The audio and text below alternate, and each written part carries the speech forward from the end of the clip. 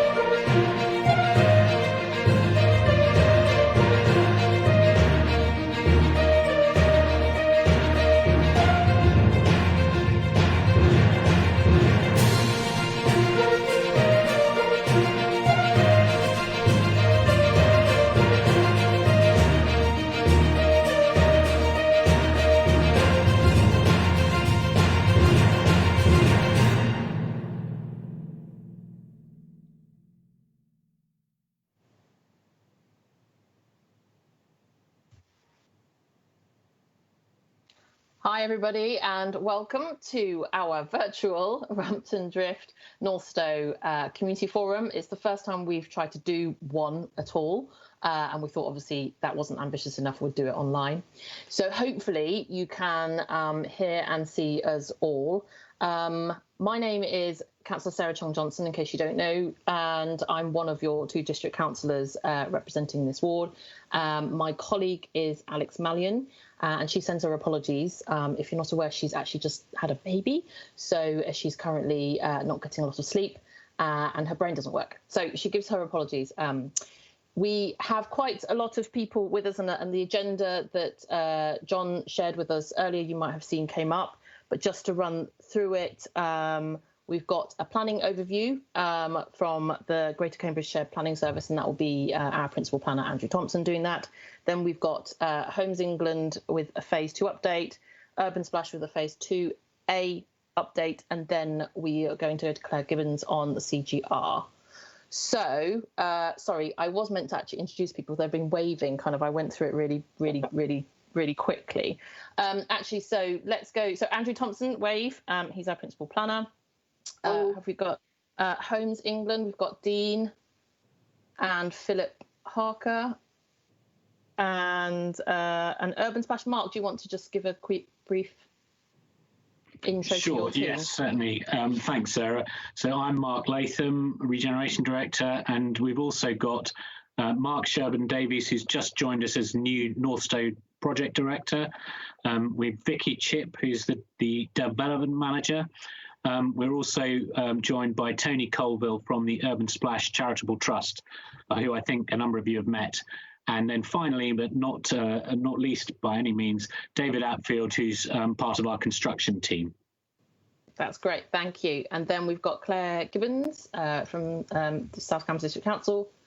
And then helping us drive in the background is John London, aka John Northstowe.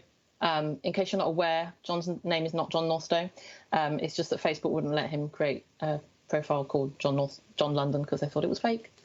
So anyway, he's helping us drive. So if you have any questions, we're going to go through this as we go. If you've got any questions, please post them up in the Facebook Live session.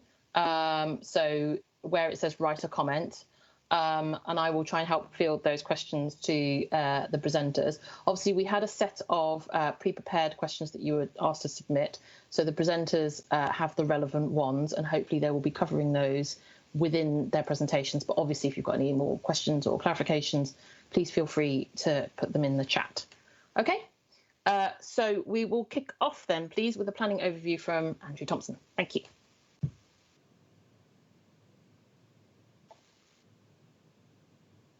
Right. Hopefully you can all all see this. So that's me.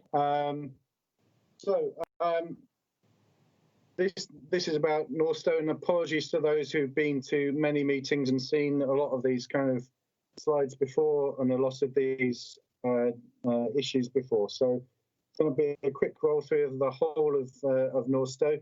So it's a development that's been going on for just over 20 years now. It started off at 6,000 homes, it went up to 8,000 homes, and it now stands at 10,000 homes, and that has been the position for just over 13 years.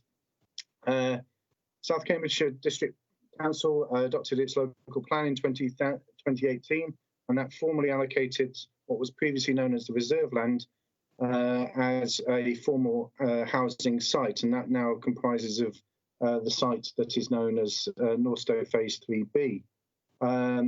Phase 1 was granted outline planning permission in 2014, Phase 2, 2017, and there's been a number of detailed submissions particularly for Phase 1, but also a couple for Phase 2, and a number of conditions of the 2 outlines have already been discharged. So Phase 1, we're currently at 560 occupations. Or L&Q, or Gallagher as they used to be called, are the master developer, and they're working on commercial elements at the moment, and open space areas. There's also a number, all the housing parcels now have planning permission or detailed planning permission. Issues we've been aware of, and we're now working through enforcement issues more proactively regarding working practices and the delivery and a number of other kind of things are being progressively tackled and resolved. This is what phase one looked like at April last year. Apologies, we haven't had time to update the plan as yet. But as you can see there, if we refer to parcel H1, H2, H3, H4, H5, H6, I've got H7, 8, 9, 10, and 11, 12, and then 13. Next to parcel 13 is the Faith and Community Land. The primary school is already built as a Pathfinder school. And then there's the Western Park, which is largely now seeded. And then there's the sports pavilion and allotment land. And the local square, obviously, also completed. And the 5 hectares of employment land is the commercial element.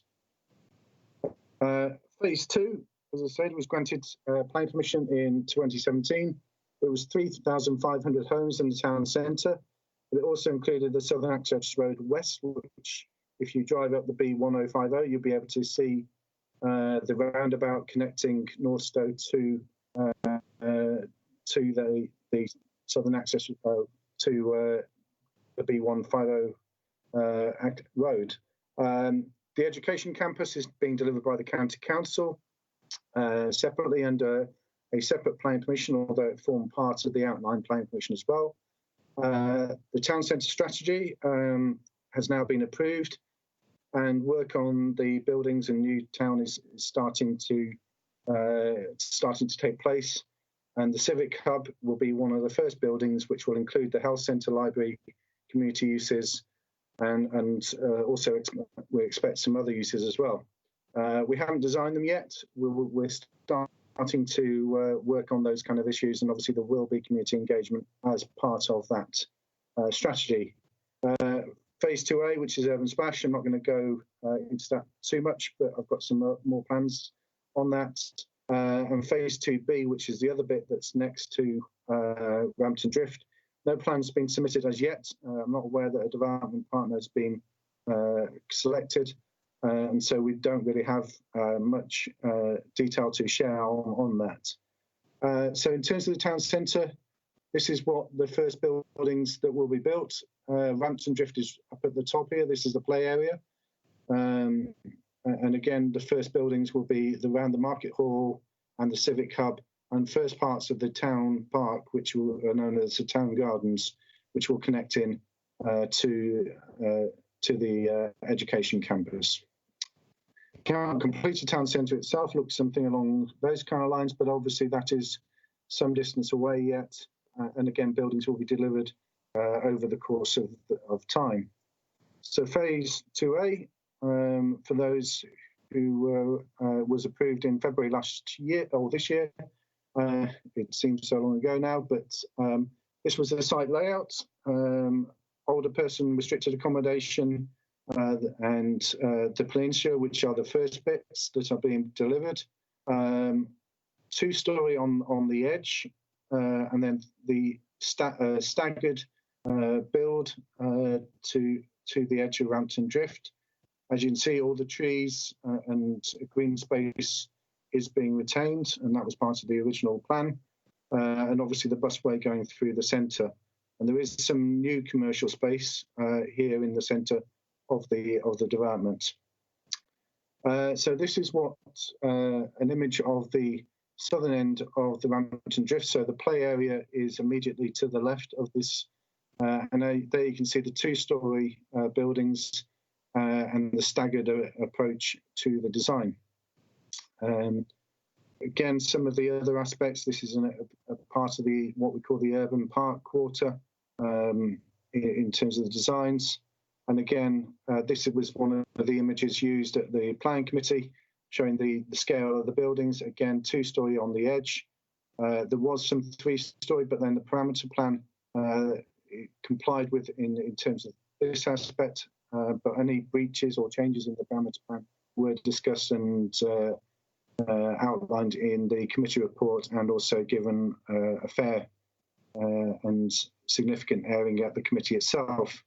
Again, this is the site layout. This shows some of the kind of features that we're introducing in terms of, or the Urban Splash will be introducing, not we, in terms of the busway, neighbourhood pocket parks, local areas of play, new woodland, new tree planting, drainage swales that go into the main swale, the water park here on the right, and another number of other aspects running through the scheme. RamptonDrift, as I said, we gave that very detailed and careful consideration during the design process. There were a number of kind of issues that we discussed and talked about. This was the actual, I think, the consultation in itself. This is what it looked like in November last year when I did my site visit, which was during the application phases. Obviously, it does look a bit different now, but I haven't been there more recently to take another photo. This was the consultation that was carried out as part of the public consultation. And again, this was just, again, a slide that was shown to the planning committee during the consideration of the application. And again, these were the sections shown through RamptonDrift and considered as part of the application in terms of showing the separation, the retention of the trees, and how that would look here, and that relationship was considered. The education campus, this is a plan that shows the phasing. Phase 1 is the orangey colour, phase 2 is the pinkier colour. So the education campus has been being delivered on a phase basis, and as I say, that's being done by the county council under their own construction management process. So phase 3, which is now are 2 live applications. We're applying for applying for the principle of development using the evidence base, which hopefully will provide a framework for future development. It's not proposing anything detailed, but one of the things we will be considering is how to bring forward that framework through conditions, Section 106 agreements, and all those matters. This is one of the phase 3A master plans. Just so you know, where RamptonDrift is up here, this is Long Stanton, coming down St Michael's, a new local centre, 2 primary schools, an outdoor swimming lake where the old runway used to be, retention of all the tree belts, a new military, retention of the military lake, and creating buffers and zones around that, and a new roundabout for the Southern Access Road West, which is already being built, and that is what is being proposed for phase 3. Lots of detail, sadly, lots of planning documents to read, something like 700 odd documents, but that's unfortunately the nature of planning in the way the legal process that it is. This is phase 3B, which is on the other side of the B1050, which comes around, and then phase H, parcel H1 is here, and this is the woodland copse you can see in the middle of the field. As I say, this has been part of the 2018 local planners now unallocated site. There are 2 other parcels, one called Digital Park and one called Endurance Estates. Both of those we know roughly what's being submitted, Digital Park is a live planning application. We think there'll be some amendments soon, and Endurance Estates we're expecting very shortly. Both of those form part of the wide reserve land allocation. So Digital Park, this is the master plan currently. It's been through a current design review, so it is we're expecting some amendments shortly. And Endurance Estates, this is a master plan that's been previously shown to the community forum, in the Northstowe Community Forum. And again, we're expecting some changes, but again, those aren't in the public domain at this moment in time. So we're aware of a wide range of issues. First and foremost, COVID or coronavirus, as is also known. there's a wide range of issues. Developers stopped for a while, certainly on the parcels of phase 1, but obviously they're now coming back. There is social distancing. That does mean there are kind of changes in working practices, and we're all adapting to those. Extensions to hours, the government has set an expectation that extensions to hours are looked at favourably to ensure that the economy keeps going. We are aware of the issues that have been happening in the past, but obviously enforcement and monitoring is being seen as a much more of a resolve the problems rather than a preventative measure, so to speak. So we are being encouraged to work differently, particularly on enforcement, than we previously were due to the changes as a result of coronavirus. So further questions, and these are some of the things that have come out of the questions from emails prior to the meeting. So this is how phase 2 will be built. So phase 1, which will be the peninsula, we will be building the older person or the age-restricted accommodation, and then it will work its way to phase 2, which is this bit, phase 3, phase 4, and then phase 5. But obviously these also depend on sales, and I'm sure Urban Smash can talk more about that.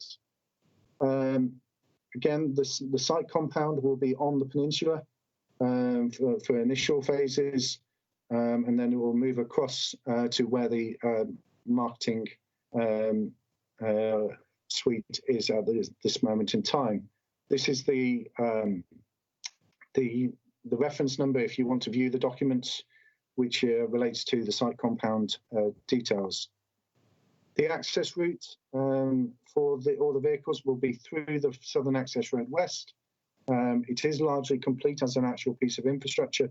It's not connected at the moment for normal traffic, but construction vehicles are using it and can use it. So the delivery vehicles, so this is directly from the construction management plan. So this is how people will access it using the existing airfield road and the Southern Access Road, and links being created and already in place. Other aspects, and this is hopefully I think my final slide, working hours. You can see here, mindful of what I said earlier about this, but these were specifically conditioned as part of the approval. So it's 8 till 8 on weekdays and 8 till 5 on Saturdays, with no working on Sundays, bank holidays, or any other public holiday in such that may exist at the moment or may come forward. Again, we've also conditioned that there should be no audible beeping reverse alarms. We know how annoying that can be. So we've tried to ensure that and alternative systems are used. And finally, and I know this has been a bugbear for many people on RamptonDrift, there should be no vehicles associated with the Urban Smash development coming up Rampton Road for access or deliveries or any other reason. That is the end of my presentation. Apologies if that's a whistle-stop tour. I'm happy to answer any further questions, but Chair, that's over to you there. Thank you very much, Andrew. We don't actually have any additional questions for you from that, but if anyone has any additional questions for Andrew, please put them in the chat and we can bring him back on. So we are going to move on to phase 2, and Homes England have a presentation to run through. Thanks, Chair. I'm just going to share my screen. I'm Dean Harris from Homes England. Just bear with me. So this is just a quick update, really. I think Andrew's presentation was actually quite comprehensive and has covered some of the material I might have touched on, so I'll try and avoid duplication. Just wanted to share this illustrative master plan with everyone. We've produced this recently as part of our work on Northstowe Phase 3, So it is kind of bang up to date and gives a good impression of what Northstowe may look like when complete. It's important to say the plan is illustrative, so it's not a kind of tablet of stone, if you like, but it certainly gives a good idea of how the town will hopefully end up.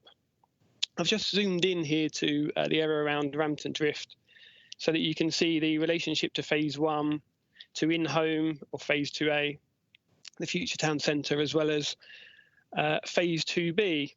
Andrew mentioned phase 2B, and this is a plan that shows where it is. So this is Homes England's next neighbourhood of homes proposed at Northstowe. It's shown in blue to the immediate south of RamptonDrift. We are currently selecting a development partner for this parcel. The parcel, we think, will accommodate around 300 homes, so slightly less than phase 2A. The timescale is looking at planning sort of early to middle of next year and commencing development towards the end of 2021. I can't show you any detailed proposals for phase 2B because they don't exist yet.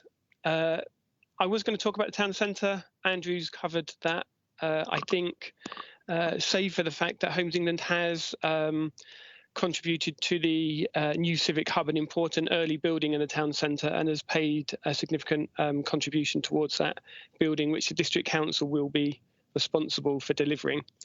We hope those kinds of early aspects will be delivered from 2023. We've had a number of questions about Rampton Road, and the long-term plan is to convert Rampton Road into a greenway, a green route for pedestrians and cyclists.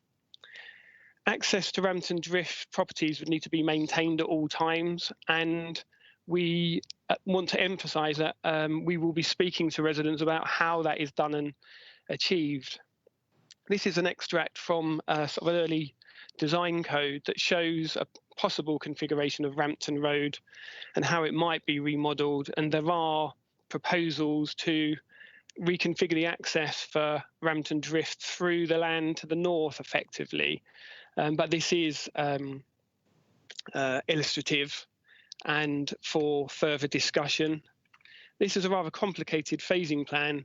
The point here is to say that we're building out phase 2 in a vaguely clockwise manner, where we'll start over at the east of the site, work around the south and head up to the west and north. So in terms of any work to RamptonDrift, the timescale for that is a kind of 10-year type time span. So plenty of time to have those discussions and involve residents of RamptonDrift in the new access arrangement for RamptonDrift. In terms of the current infrastructure works, the work undertaken by CISC at the moment will come to an end next year, but in terms of phase 2A, that will be much sooner. Within the next couple of months, CISC will cease pretty much all activity on that area next to RamptonDrift, save for some soft landscaping, which will be undertaken over the next 6 months or so. Andrew mentioned the new road, and that will be open by mid-2021 at the latest. So it will be open in plenty of time for new residents of in-home. This is an area that's being landscaped by CISC, a part of the strategic greenway. It's between the bus-only route and Stirling Road, and involves a site of imaginative play. So this will be new green space that will be able to be accessed by residents of phase 1, residents of in-home, and indeed residents of RamptonDrift in the locality. That concludes my presentation. I'm going to stop presenting, and happy to answer questions now or pick them up later. Yes, Dean, actually, if you just keep your presentation up. So we've had some questions on how the vehicle access for Rampton Drift from phase 2. So if you could just bring up that map and clarify. Okay. I'll use two slides here, Chair, because I did already show the design code and the potential arrangement where there would be difficult. That's the existing road. So I think the question is on vehicle access in the future, obviously, when that becomes the Greenway. Absolutely. So I wanted to point out that part of Rampton Road would be retained in this arrangement because homes front Rampton Road with individual accesses, if you like.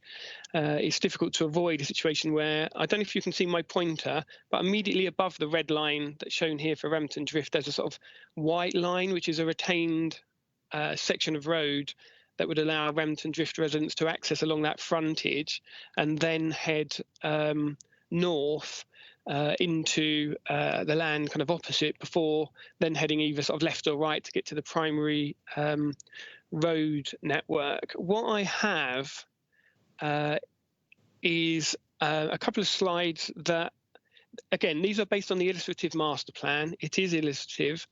And there are a range of options. So I just wanted to show this to show how access could be configured. So you can see the orange line here heading across Rampton Road effectively, and then heading left towards what will become the second primary road for Northstowe. So that will kind of mirror Stirling Road on the east side, primary road on the western side. But it's important to emphasise that there are a number of options that are possible, even based just on this illustrative layout. There's a number of options. So as I mentioned in the presentation, absolutely want to involve local residents in kind of helping to formulate those proposals. We're not about to shut Rampton Road, anytime soon. We haven't got a plan up a sleeve where we're going to shut the road and just kind of do it at all. The impression I want to give is there's lots of time to resolve these kinds of issues and get a solution that works well for everyone.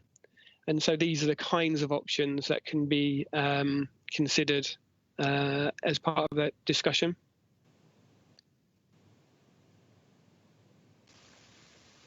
Great, thanks, Dean. We have had another question on timescale for the landscaping. Okay, what I'm going to do is stop sharing my screen because my colleague Philip Harker is in the meeting and he may have more precise timings on this than I do. So I'm hoping, Philip, you're going to pick up. Yeah, happy to do that, Dean. Essentially, CISC's hard works will be finished this year, this sort of calendar year predominantly. There may be some tie-in works completed down along the B1050 to tie in the roundabout there. But they'll continue to do landscaping works, certainly this winter season. So this landscaping season will start to be planting up. So, for example, the Greenway, which starts just to the east of Rampton Road, so where Rampton Road now is sort of closed, and you can see there's the footpath that we've created to connect the end of Rampton Road to Stirling Road. The Greenway that we're going to create there, the hard works will be finished by the end of the calendar year. The landscaping works may continue through to sort of March, end of March next year, but we hope that all of that work will be concluded around March of next year. Thank you. Just going back to the road access just briefly, so just to clarify, obviously, as things are happening iteratively, obviously road access will always be available to RamptonDrift residents, and they will be notified when and if there'll be changes. I think more than notified, they'll be engaged within the detailed design of how that will work to ensure that it's the solution is appropriate to all people that are going to be using and needing that access. Okay, So, and Dee mentioned kind of consulting residents. So, can we assume that they'll to expect some working groups or some other invitations to kind of feedback on how they see that working? Absolutely, but I think, as Dean mentioned, though, the sort of programme of when that's going to be happening is quite a few years away.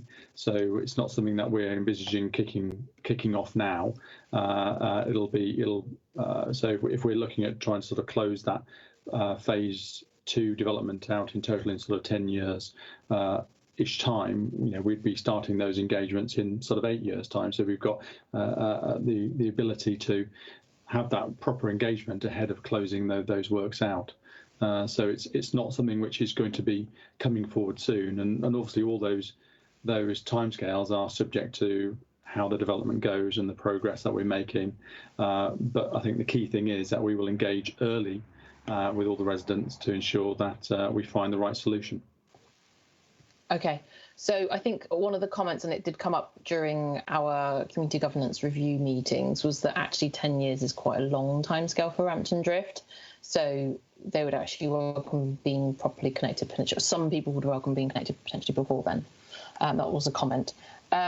So aside from the Greenaway access, when will you actually be able to access Northstowe by road without having to go through Long Stanton all the way around, effectively the southern access route west opening?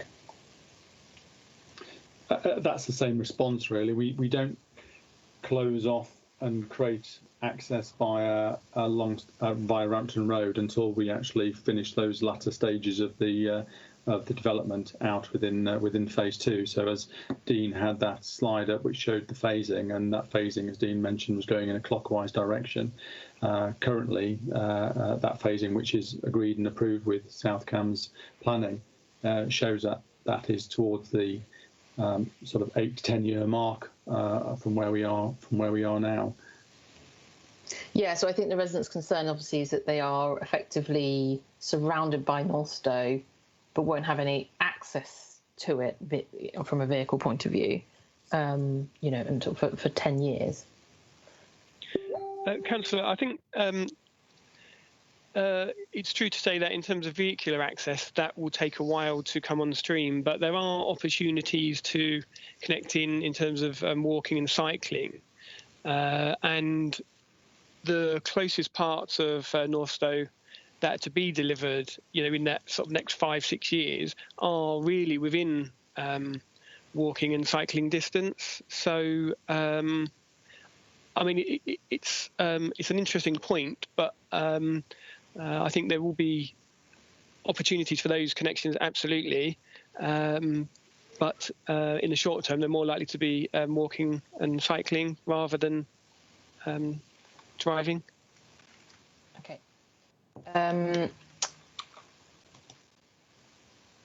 So, sorry, John, there's a question. Will access to Stirling Road be maintained while the SIP is constructed?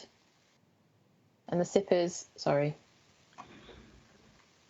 It's a site of imaginative play within the Greenway. That's okay, thank you. Created.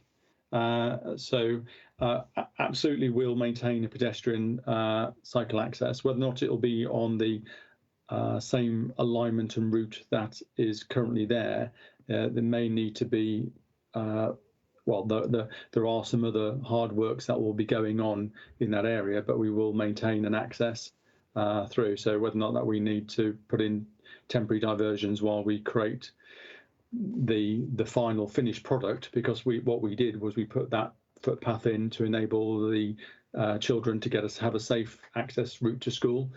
So it is just a sort of a tarmac finished route at the moment. We've got a lot more creativity that we want to bring into that space. And so as part of that, we may need to do some temporary access works to enable us to finish off the Greenway as the design is intended. Okay, great. Thanks, guys. We don't have any more questions as of yet, but obviously if you have more, we'll bring you back on. So in that case, we'll move to phase 2A and Urban Splash. So, Mark, are you leading this? Yes. Thank you, Sarah. And hello, everyone.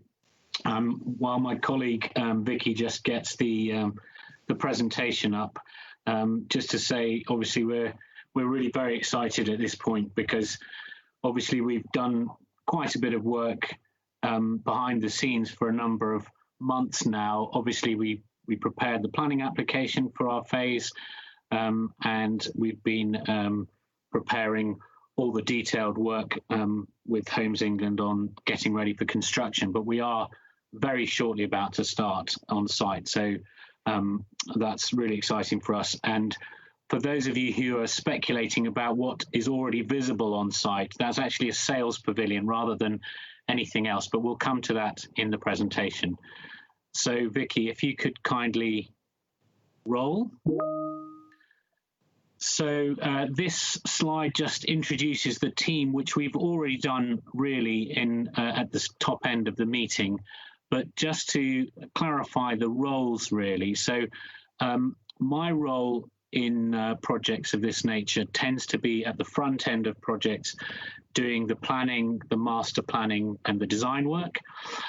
So really, I will now start to hand over to another Mark Sherburn-Davies, who is the project director for Northstowe, who joined us at the beginning of this year.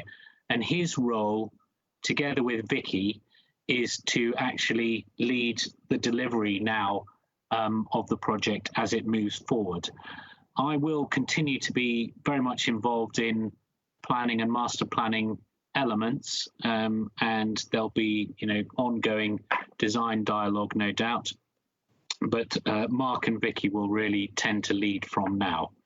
And then David Atfield is part of our on-site construction team, so he'll probably become a more and more familiar face to you all, alongside his colleague Andrew Cross, and they together really form the backbone of our on-site team.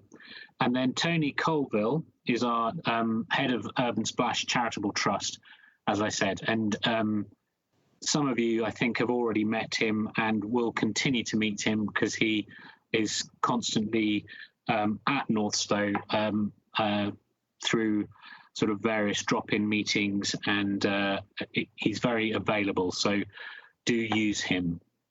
So next slide, please, Vicky. So both Andrew Thompson and Dean have already talked a little bit about the wider context, and I just wanted to make it sort of very clear that Urban Splash's role in this project is really just confined to the area that you see marked out in bright red there, phase 2A.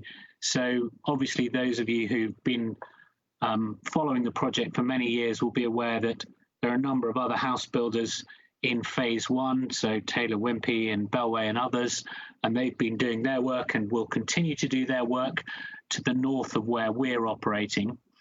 The plan on the right-hand side is the areas of land that are owned by Homes England and form Homes England's phase 2.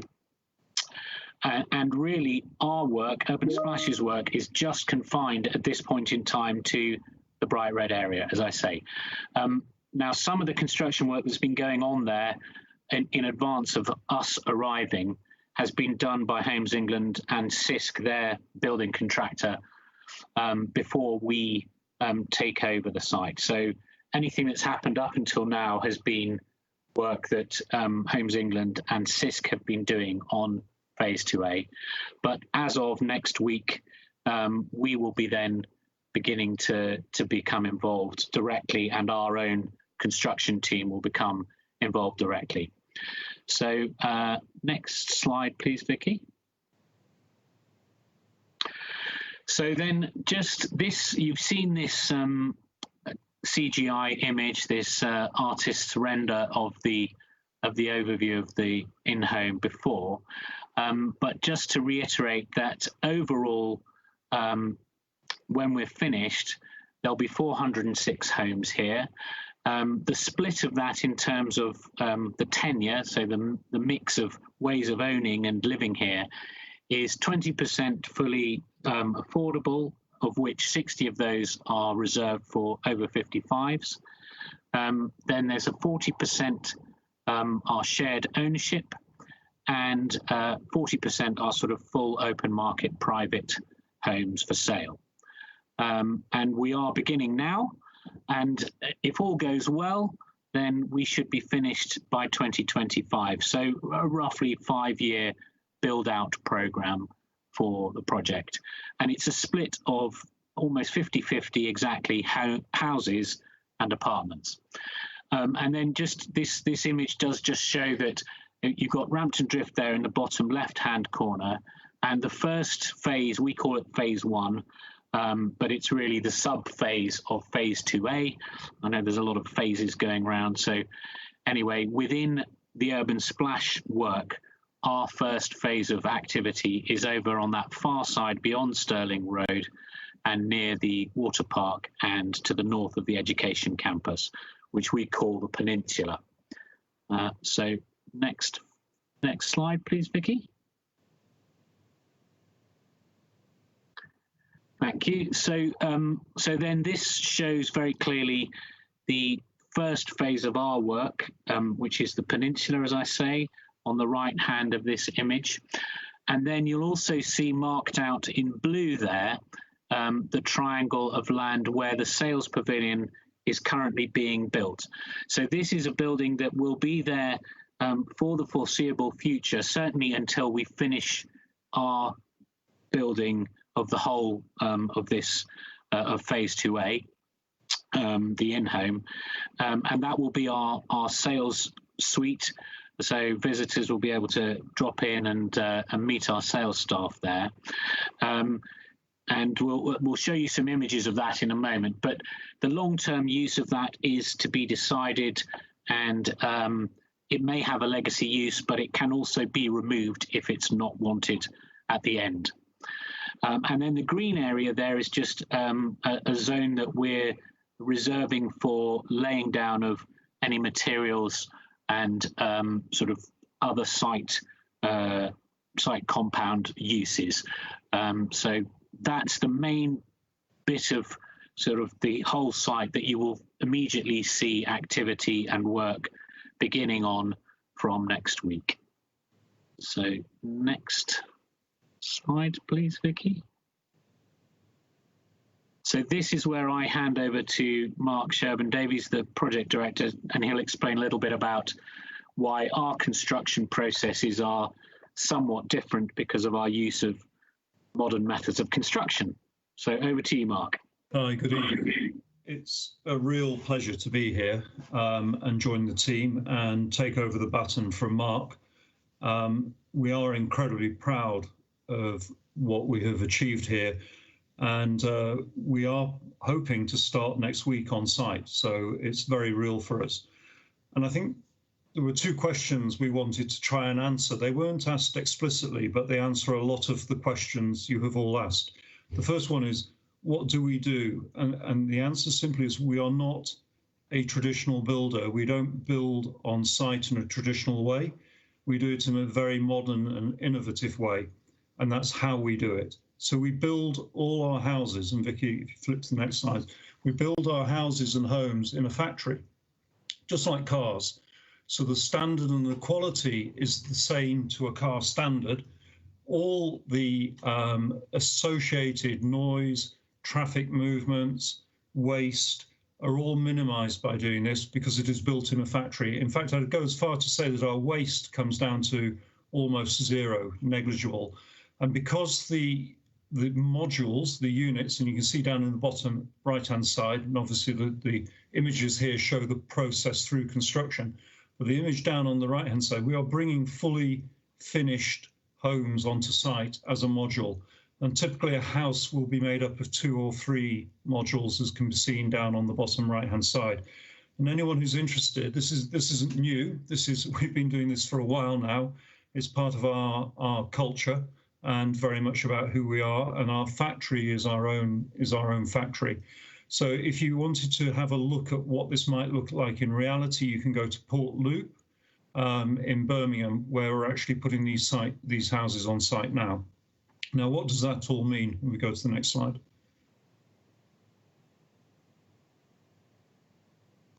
So the question here is, what does that all mean, and what about noise and dust? And a very simple answer is, it's a radical reduction in traffic movements. One of those modules comes on the back of a lorry. So a house is 3 lorry movements, which against a traditional build is a hugely different scenario. So that reduces the carbon footprint of the delivery, the noise, the potential for vehicles going the wrong way, traffic movements, and a really important point, health and safety. Health and safety traditionally is a real challenge when you're managing dozens of movements and lots of people on site every day. Here, typically, to put a house up, we will need 3-4 people on site, and that will go through the whole period of actually delivering houses. So a lot less people. That also means a lot less noise, a lot less dust, a lot less waste, and the key there, less people on site, but to delivering to a fantastic standard.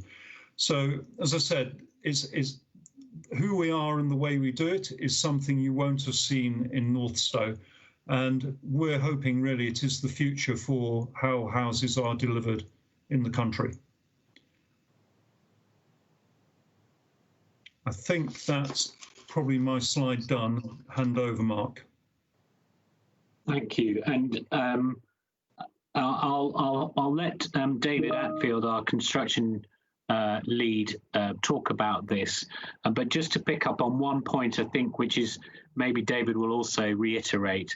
I don't want to sort of mislead you. There will be a period when we're starting our initial works on the project where there will be the normal sort of dust and noise. I think that's we can't hide from that, because when we're doing the works to lay the roads and the foundations and the drainage for these parcels, there will be some normal disruption, as you would expect from any major construction site.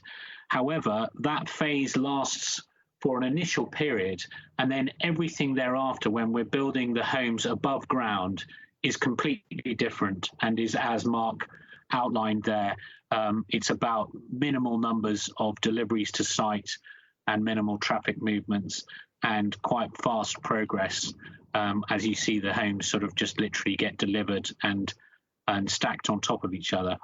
But David, perhaps I'll hand over to you just to talk to this slide and confirm the sort of the way that vehicles will move in and out and how you'll be managing the site. Absolutely, thank you, Mark, and you're quite right.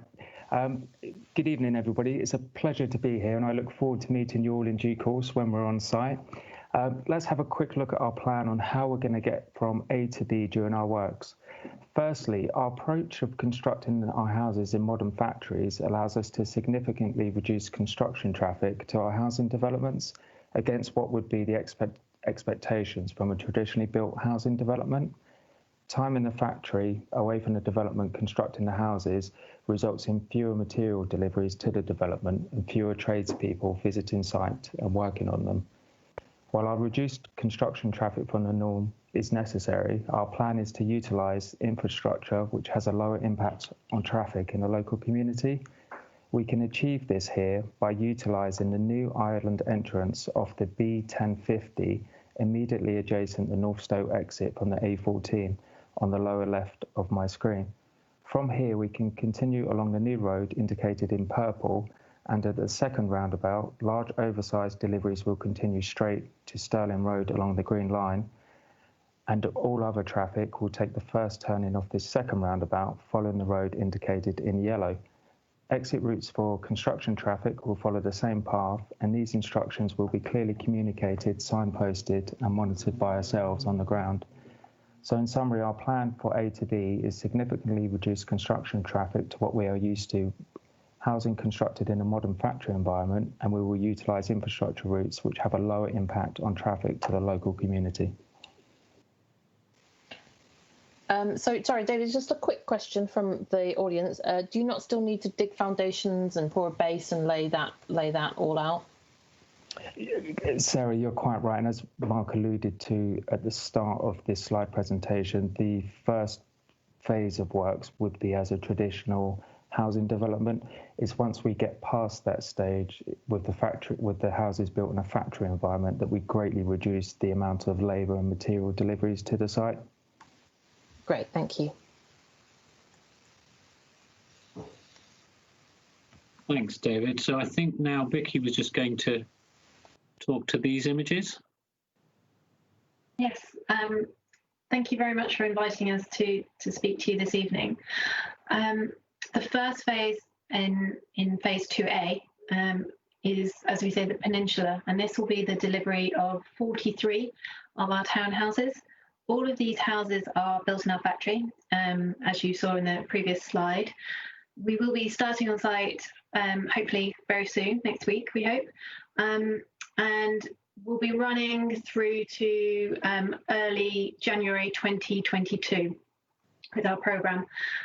All of these houses are customizable, try saying that, which means that anyone who's interested in one of our houses can have the opportunity to choose how they configure that house.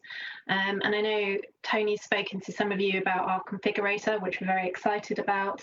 It gives people the opportunity to choose a house and the layout that suits them and their family dynamics, which we're very excited about. As David Vicky, said, just for those who don't know about that, so how do they do that? So we have on our Urban Splash website, people can go on and literally choose the layouts they want, whether they want the kitchen on the ground floor or up on the 3rd floor. It's called garden living or loft living, and people can choose how many bedrooms they would like, how many bathrooms they would like, the floor finishes. It's all customizable within a house, and people get to choose those options. And sorry, Vicky, just to pick up that question, the platform through which you can do that, as Vicky says, it's the House by Urban Splash website. But essentially what it is it's a gaming platform. So it's a sort of 3D model of the house, and a bit like some people might have played with building an IKEA kitchen or something like that. It's like a sophisticated version of that. So you have a base house, and then you can move the bits around in the configurator using the tool. You can spin it round, you can furnish it, you can zoom in and out. So it's a really, I think, we hope it's a very intuitive tool. Certainly for younger members of the audience, you probably find it quite intuitive, and we've tried very hard to make that an easy way for people to interact. So you can have a bit of a play, if you like, just as an interested sort of member of the public, or as a punter, a potential buyer, you can actually start sort of registering your interest in a particular building plot. Thank you. So, yeah, as we say, we're very excited by this, and we've all had goes at trying to build our own houses. It's good fun. So yeah, as I say, we will be starting on site shortly. As David said, it's traditional build to begin with the foundations and the utilities, all of those construction activities going on, and then the pods arrive, and they literally arrive as that other slide showed, being loaded on one on top of the other and stacked. And then from there, we've got externals that we need to do, and the landscaping works and the gardens and bits and pieces. So we hope to start handing those over to new customers and around July of next year through to January of the following year, 2022. And then I've just got a couple of slides to show you the internals of how these townhouses will look.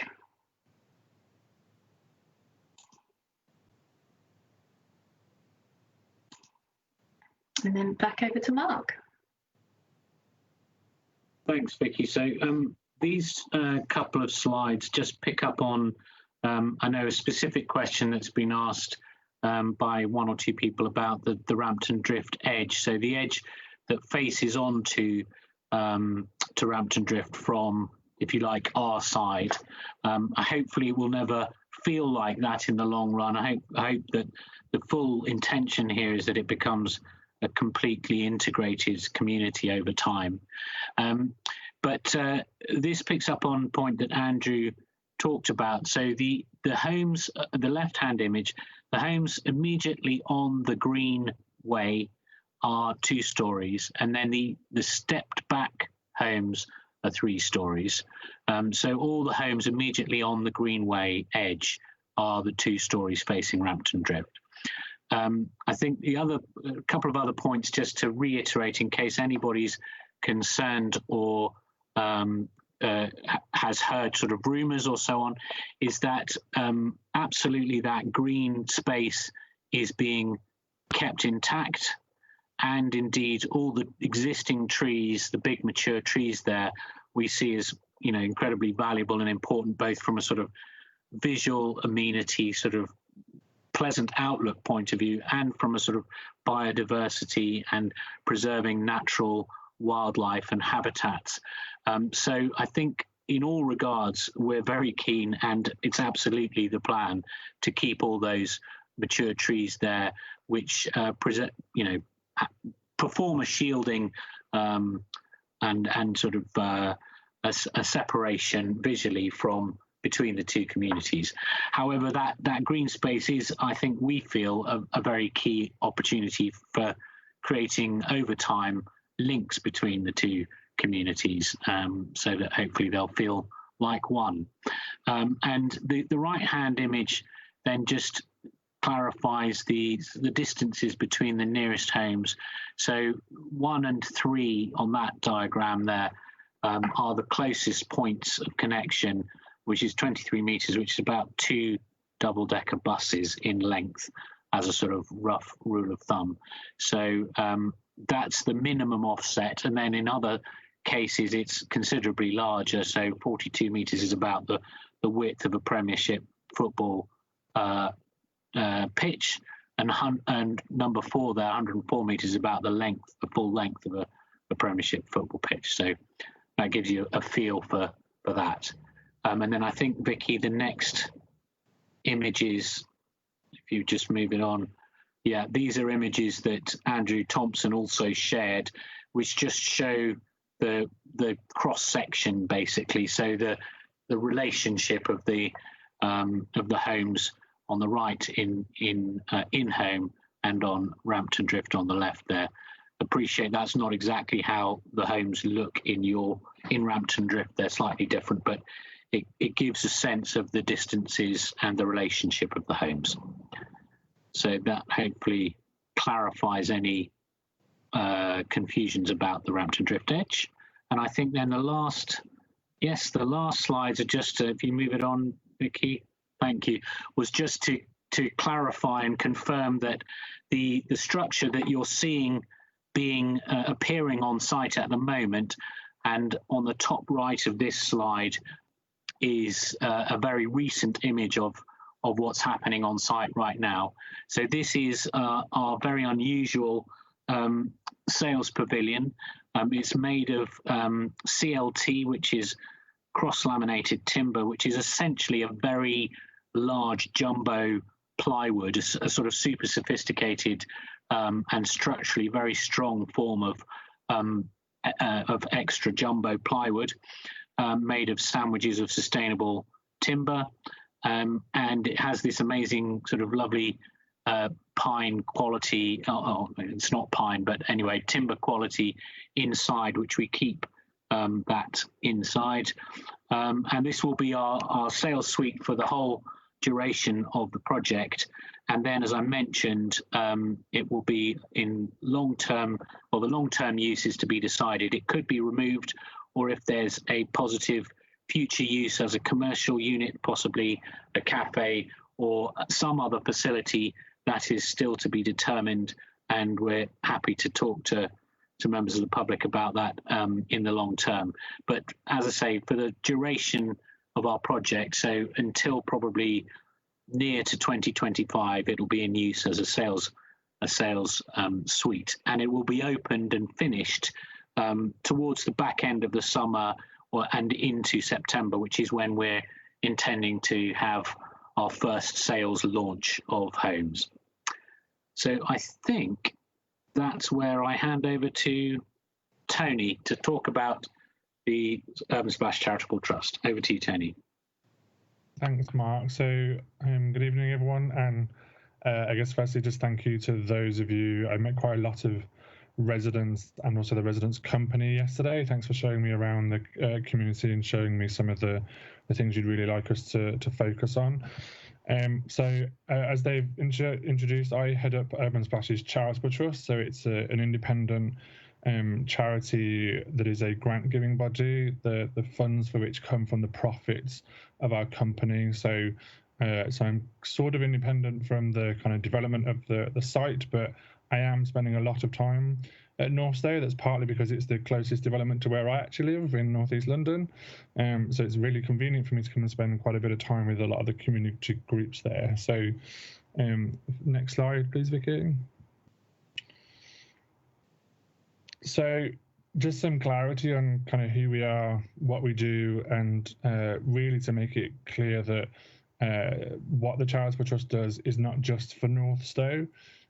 So you can get in touch with us about any of the community projects you're interested in doing. As a grant giving body, we support things that are supporting kind of the kind of access and delivery of arts, culture, sport, play. We support schools with activities that they're really keen to do that ensure young people can access additional opportunities and general community activity. It's quite wide ranging and we cover the whole of England.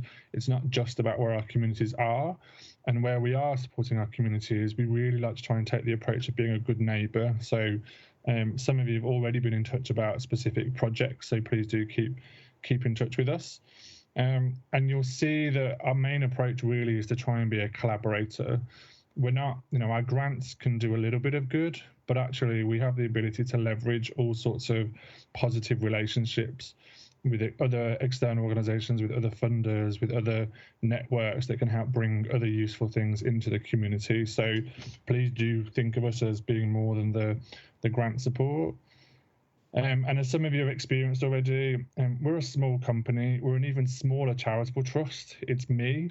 And I have a board, and that's pretty much it. So if you've got an idea, you simply just need to drop me a note and let's sit down and have a cup of tea and a chat about how we might collaborate on these things. Unlike some of the processes I'm aware of for the other developers in phase one, we don't have application forms for you to fill out. If you filled it out, I'm not entirely sure who I'd pass it to. So it really is as simple as you sitting down and having a chat with us to see what we can do, and we'll be fairly genuine with you as to whether or not it's something we can support. And if it's not something we can directly support, we will try our best to see if we can connect you to people that can.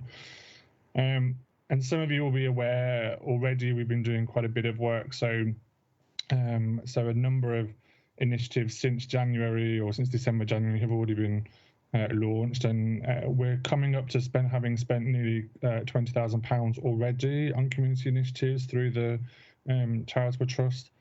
That includes helping fill the secondary school's library with books, so not just books that we bought, but we used our networks to ensure J.K. Rowling, Stephen Fry, David Walliams, and a number of other fantastic authors sent special signed books that the children could auction off, which they're doing later this year. We've also done bursaries for the schools, which proved incredibly important just as COVID hit the school. The local schools have all got skills funding from us so that they can access soft skills training. And we're also supporting some of the other groups across the community. So the Northstowe Social Committee, for example, they were one of the first people I met early this year, and we've been supporting them with funds for a number of the events they do. Some of those haven't happened because of COVID, but we're still working with them. And indeed, I sat down. Some of you may have seen me on your playing fields yesterday as I was sat having a socially distanced picnic until 9 o'clock last night as their committee met. If there's local meetings you'd like us to attend where we can sit alongside you in these chats, do invite me. And the more picnics involved, the better. And just what's kind of next. So we've got a number of things we're going to be doing so that we extend some of the work we're doing with the other schools. So the primary school that's closer to you guys will also get some support from us. We're going to be doing some events that help make use of some of the kind of play areas and sports spaces, working with some of the local groups. We're also developing something that you'll hear more about, I would imagine, in the next kind of 2 to 3 weeks as we announce it in kind of national press. A new program from us called Art House. So the kind of image you can see there introduces what's going to be the first of our art houses, where essentially one of our properties gets used to house local residents who are also artists, and then we basically help commission them to do great local artist work with local residents for local residents. And as a charitable trust, we ensure they've got access to a house where they can live and do that work, and then we independently grant fund their artistic work, and then we step back. So what they do is up to you and up to those artists. So you'll see that happen towards the end of the first year of the new stage of houses being in place. That's the beginning of what we're doing. What I'd really like to do is make sure that we're listening to you, being a good neighbour. So I've spent a bit of time in RamptonDrift already. I'm going to be spending more time with you. I'm also going to be spending some time in Longstanton. So the more we can talk to people and hear what kind of excites you and what we might support you with, the better. Next slide. And I think this is the last slide from us, I think. So one of the questions that a number of people have put forward is the understandably questions about the large play park area in RamptonDrift, which borders where our homes will come up to, and understandably questions about that park being used by residents that are living in our phase, and what support we can give because of that, and because of the pressures and the uniqueness of the current model where your residence company maintains that property. I had a brilliant tour thanks to Teo and a few others yesterday, and got to talk to a number of residents about that play park and your ambitions. And we're very happy to say that it's our plan to collaborate with you in working out what the future of that play park is. So both in the kind of next 12 months of what we can physically do to make that a space that is better for you and better used, some facilitated activities. We'll collaborate with you on what that looks like, and we'll have direct conversations about what we can do and what we can do together. And then in the long term, our support is really to the residents company, something a number of you have asked about, so that we can work with them to help facilitate some of the conversations about what the long-term future of that park and possibly other parts of the community are in terms of the responsibility for its long ongoing upkeep. So you'll hear the pledge from me is that you'll see me on the ground. I'm there fairly often. At the moment, pre-COVID, I was there pretty much every Friday, all day Friday. So I'd really welcome people coming to talk to us about what matters to you, what you think we can help with. And in the next couple of weeks, we'll be communicating with through this forum and with the residents company on exactly what our kind of plans are for the park and how we can help. So I think for now, that's it from our slide. So Chair, I guess if there's any other questions. That's great. Thanks, Tony. Yeah, we do have a couple of questions. Mark, that's probably for you. Yes. So just going back. So there's a question from Glyn. He says it might be naive of him, but 5 years feels like a long time to deliver these houses, given all this talk of speed. Overall, is it really quicker than the rate of delivery of traditional houses in phase 1? Yeah, there's a mixture of homes that will come forward as part of the whole of our in-home. So the bulk of them will be built in our factory. Some will come from other suppliers, but they'll all be deploying modern methods of construction. That's our intention. So in terms of, does it make it much quicker? Potentially not loads quicker. However, the period when there's disruption is loads quicker. I think that's the thing to major on. So then you know, when the homes come to site and they're being delivered, that's much less disruptive, and that period is you know, the period of maximum disruption is massively reduced. I mean, Mark, I don't know whether you want to add to that answer. It's a really good question, isn't it? And it's certainly not naive. And we're going through big changes here in the industry. So if you went back 5 years ago, I think arguably it would take the same length of time beginning to end on site.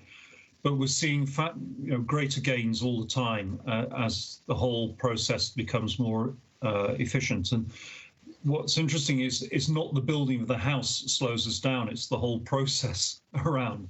And I'm looking at David here, but as we evolve the techniques and the processes, the overall timeframes will come down. But we're still operating in a world that is used to delivering traditionally. So all the certification, the way you sell the houses, the way people interact with the site, that remains traditional. So we don't get big gains in the overall, but we certainly get big gains, as Mark said, in the actual exposure to noise and people and traffic movements. And it's also worth highlighting we're also always evolving the works that are actually constructed on the ground. So for the foundations, for example, that typically take 4 to 6 weeks, we're constantly looking at ways of completing those activities quicker using different methods. So it will evolve over time. And again, you go back to a naive question, far from it. It's in all our interests to be quicker. It does save money the quicker you are. So the cynical approach would think, well, what's in it for the developer and the contractor? The answer is we have less time on site, less exposure to all of those costs. But the benefit for that is that everyone else benefits from it. So it really is in our interest to move quicker and quicker. And I think what you'll see on phase 1 is the first run, and then things will develop and evolve, as David said, over the future phases. Thank you. The next question, again, talking about the house configuration. So obviously the houses themselves are not actually put in until somebody's already bought them or ordered them. So do you not get gaps in the development because you can't always anticipate the demand? Yeah, so that's also a really good question. The way it works is that they'll, for example, for the first Peninsula homes, so the first 43 homes, we'll be releasing those for sale in September, all being well and subject to COVID, but that's our plan. And people will have the chance to choose and configure their homes at that point. There will come a point, and I'll look to David or Vicky to tell me exactly when that is, when we then cut off the ability of the individual customer to specify those homes and configure them internally, and we will then make choices. So we'll sort of pre-specify it, if you like, up after that point, so that we can ensure that there isn't gaps in the delivery of the homes. So there's a window of opportunity for buyers to specify their own, and then after a certain date, then we will pre-specify them, and they come to site, with our choices, if you like. So, but that's part of just the way that we have to run it in order to avoid those sorts of gaps that questioner was raising. And again, David or Mark or Vicky, do jump in and add to that, please. That's absolutely correct, Mark. It's that continuity on site. So when the houses are being delivered, it's a constant process. So we can't afford to have gaps in that. So the sales team then have to make a decision on the configuration of the house. Okay, and then we've got a question on the first row of houses that actually border RamptonDrift itself from your diagram when you're running through it. Will they have their drives actually with the road backing onto the boundary or their own back gardens? So the way that the in-home is designed is that actually there aren't any roads that go round that RamptonDrift edge. So there'll be no roads or parking spaces on that edge. That's the design. There will be gardens, but they're sort of shielded behind a sort of a wall, if you like. And the final details of that are being worked through, and so exactly how that will express itself. It's this balance between having a clearly defined edge, which is part of the design intent, while not making it seem like a sort of a huge walled city or a citadel which kind of keeps people out. So it's that design balance, but there's no parking and no roads, that's for sure, on that greenway edge facing RamptonDrift.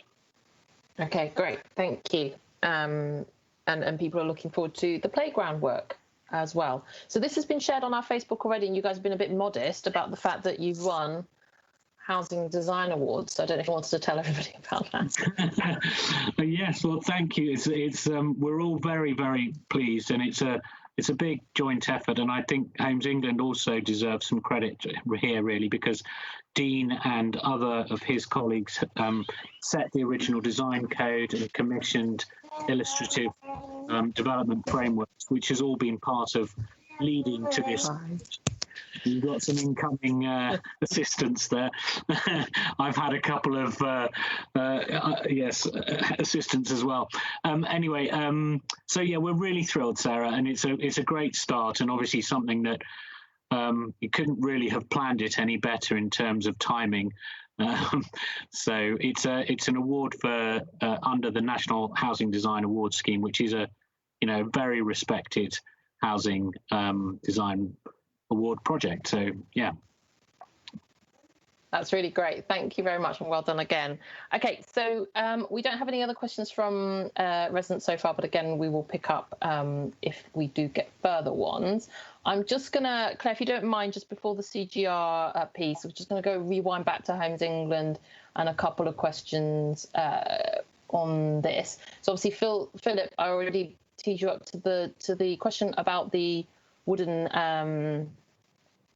lights. So if you could just reiterate what you said. Yeah, so we are intending to have wooden columns as part of the lighting along the greenways, again in keeping with the sort of more naturalistic aspect that the greenways are designed to be. So they're on order. I think they come from somewhere in Scandinavia, where slow-grown timbers mean that they're incredibly strong and incredibly straight and don't warp and don't bend and all that sort of thing. So they're on order and will be coming in as part of the works that we're going to be delivering when we complete that section of Greenway, and we'll be repeating those in the other greenways when they come forward as well.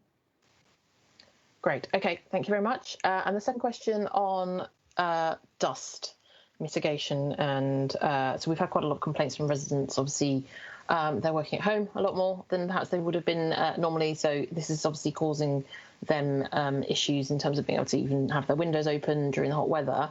So could you run through a little bit on what you're doing to kind of mitigate these issues for RamptonDrift residents? Absolutely. I mean, we have really just sort of completed the principal's parcel preparation of the totality of parcel 2A, of which Urban Splash are starting on the peninsula side. But part of the works that CISC undertook was to prepare that land ready for the future development. Obviously, that was done when it was incredibly hot spring that we had, very, very dry weather. When that earthworks was being undertaken, and CISC had 2 full-time bowsers which were running up and down the site, spraying water to dampen down the dust. I appreciate that wasn't 100% foolproof, but it's a standard practice that was put into place. We are now, I say, no longer undertaking those works. Those works are essentially complete. The only works that CISC are completing through the section of the parcel 2A is the preparation of what will be the busway, so up to sort of a sub-base level in terms of putting in utilities, putting in drainage, and starting the formation of the road that will be the busway in that section. So very limited works now, and obviously that dust control measures will still continue. we are now left with obviously an area of sort of bare ground, which has been created as part of that parcel preparation. And what we're going to move forward to is seed that ground and then water it and actually get some grass growing on that area ahead of Urban Splash coming in and taking the rest of the parcel forward for delivery, so that we can mitigate any further sort of wind-blown dust that may be created from that area. So we're going to be doing those works shortly, in seeding and watering it, and trying to get vegetation established to ensure that dust is minimised as much as possible. Okay, thank you. Next question, on the old barrack buildings, will we be notified in a reasonable time frame for the demolition of these? Yeah, absolutely. I mean, there are only 3 buildings remaining if you don't count the pillboxes, and the pillboxes are remaining because they're part of scheduled sort of monuments. So there's 3 buildings remaining, one of which is immediately to the west of RamptonDrift, which is the old officers' mess, and then there's a smaller guardhouse, and then the administration building. So there are 3 buildings remaining. There is no current plans to demolish those buildings. So if such plans start to take shape and start to be formed, then we will of course communicate that and liaise with RamptonDrift, and obviously all those works would be done in strict accordance with health and safety measures and to minimise any potential impact. But one of the key things that was envisaged was that perhaps part of the facade or part of the building of the officers' mess, the building just to the west of RamptonDrift, may be utilised as part of the future primary school, which is to be located there. So that site is another primary school location. Again, it's sort of late on in our phase of delivery because we've already got 1 primary school on phase 1. There'll be another primary school on the education campus, which has already been first phase of the secondary school, and SEN are open. And so the need for a third primary school won't be for a few years yet. So we haven't got any immediate plans for demolition of those buildings, but and there is a potential chance that that building or part of that building may be retained as part of the primary school. We don't know yet. Great. Okay, thanks, Philip. And you mentioned pillboxes. So the question is, what is being done to preserve and maintain those pillboxes? I'll hand over to Dean on that one. He's the heritage guy. Sure, because you're enthusiastic about this topic, I know. Yeah, I'm the pillbox man. So the intention is that the pillboxes will be retained and converted to bat roosts, effectively, so that they are a permanent feature of the landscape. We are investigating the possibility of the largest pillbox, which has an air raid shelter next to it, being available for public access. So it would be available, to people to go and have a look on public holidays and whatnot. There'll be someone there, hopefully, to sort of show people around and talk about the history of the pillbox and the wider site. So that's the plan, that they'll all be used either by bats or by people. Great, thank you very much. Very succinct. Okay, so that's the end of questions for you guys for now. If there are more, then also I'll bring you back after the CGR. Just one quick one for Urban Splash. There's a question on who's going to be maintaining the green portion around Inholm that borders RamptonDrift. Yes, thanks, Sarah. So there will be a management company set up which will be responsible for looking after all of the in-home, which includes the greenway areas which border the in-home. So specifically the area between in-home and RamptonDrift. So that will be cared for and paid for by, if you like, Urban Splash residents or future residents of in-home, and indeed potentially future residents of the wider North Stowe. There's a wider piece of investigation and planning going on, which Homes England are leading, which maybe, Dean, you might want to come in on and just add to this, but that is looking at the long-term stewardship of Northstowe as a whole.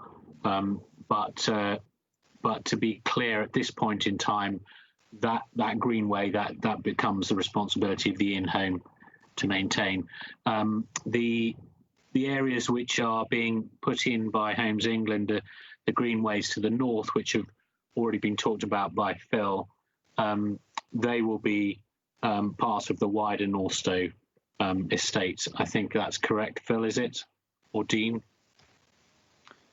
Yeah, that's correct. Correct. And you mentioned the fact that we are looking at a sort of a wider stewardship model for Northstowe, both phase 2 and future phase 3, and how that may become more of an integrated stewardship model across the whole piece. So that's a piece of work that we're doing at the moment, and we're then going to be having some conversations with Claire, who's going to talk shortly regarding this as well. But essentially, yeah, so the areas are classed in terms of sort of strategic areas, and then local areas, and then local play areas, and so there are different sort of scales of space. So the water parks and all the strategic green space around those are everyone's enjoying them and everyone's using them, and then there are local areas where they're mainly just being used by local people, but everyone still can use them. So that's why we want to take a more holistic view of stewardship across the whole of the town. And that's why we're undertaking quite a big piece of work at that, which is, from our perspective, is coming towards its end, and we're going to start to engage with South Cambs about it very shortly. Great, thank you, Philip. One more question for you, Philip. Is the water tower being retained as a monument? Yes. The water tower is still there. We did actually do a structural survey of it, and actually it is in good nick, to be honest. We don't quite know how it might be utilised. There are lots of different sort of thoughts about it. I did think maybe we could put some PV on the top and use it to pump water up, and then use it actually for its intended purpose of storing water, and then using that water for irrigation of green spaces. So that might be it. But I must admit, I do have a worry as well. Obviously, when it was a base, the water tower, the base of the water tower is just structural, sort of open, exposed steel work. And my worry about it in the future is somebody climbing it and falling from it. So I do have a worry about how we're going to incorporate it from a practical point of view. But no decisions have been made, and it might be one of these things that actually, whilst community starts to grow and enhance, that we can actually, come up with a solution collectively and together on it. But I say that for me, I always have this sort of worry about health and safety around it as well. So I'd like to understand how we could ensure it being utilised safely. Indeed. Okay, lovely. Well, thanks both. I am going to move on to community governance review. There might be more questions come up because obviously we're 30 seconds ahead on the feed. But Claire, if I could bring you on to speak about community governance review. And just while you're there, we'll also deal with a question that Tony got by email from Darren Calvert about, I think there's some confusion about the pavilion building. So the pavilion building that's been built for phase 1 is not the responsibility of Urban Splash. So he's just asking for a timescale. So if you could just give us just a brief update on the pavilion and what's happening with it before you go into the CGR piece, that would be great. Yeah, certainly. So the pavilion in phase 1, the sports pavilion in phase 1, which is part of the Western Park and sits alongside the allotment land and the sports pitches, is the responsibility of South Cambridgeshire District Council to deliver with Section 106 monies. We have had the first iteration of design and then a second value engineered option to have a look at, but we're still examining that to see that it retains all the flexibility that we'd like to have for that building going forward. So that's certainly very much in hand, and we would expect to be starting on the construction of that building early next year in the spring, and we've got 18 months of our best endeavours to deliver that from the point of land transfer. So we're aiming to bring that forward early 2022. Okay. Thank you. If that's answered that one, I will now move on to sharing with you some slides about the community governance review that we're currently undertaking for the parishes of Longstanton and Oakington and Westwick. I hope everybody that's viewing and listening this evening is already aware that this process is underway. As a district council, we're obliged to keep constantly under review all of that third tier of local government that sits beneath the parish council. So we're talking about, sits beneath district and borough council. So we're talking here about parish councils in the main, town councils and community councils. These are all of equivalent powers. So they have extensive powers to provide community facilities and other services. They've got certain duties, for example, to bring forward allotment land or to examine the need for it. And they're also a statutory consultee on planning applications. They are themselves a statutory body. They're independently elected and they can raise their own precept, which is a form of council tax. And just by point of reference, currently, Longstanton Parish Council residents will be paying £58 a year for their precept, but that can be substantially more. For example, nearby Cottenham charges its residents £122 a year, but those charges are based purely on the services that are delivered for that community as the elected representatives have been asked to do. So moving on here.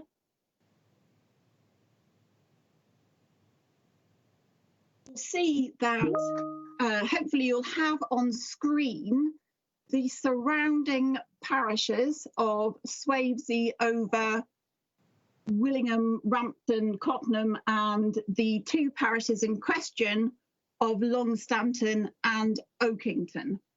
So I have given an indication of where Northstowe falls by the hashed out area, and you can see that it falls directly over the parishes of Longstanton and Oakington and Westwick. The area that's unhashed, actually in the middle of that, is in fact RamptonDrift. This was the timetable that we were working towards, which would have seen the second round of consultation closing on the 15th of June. To recap, we have already spoken extensively with communities across all of these parishes and consulted with the current elected parishes to inform the options that we are now consulting on. We spoke with people and we actually got over 400 submissions in that first round of consultation, which closed at the 15th of January. And we took those through to our Civic Affairs Committee, who narrowed those options down to 3, all of which would see the creation of a new parish for Northstowe, carved out of the existing parishes of Longstanton and Oakington and Westwick. So we have...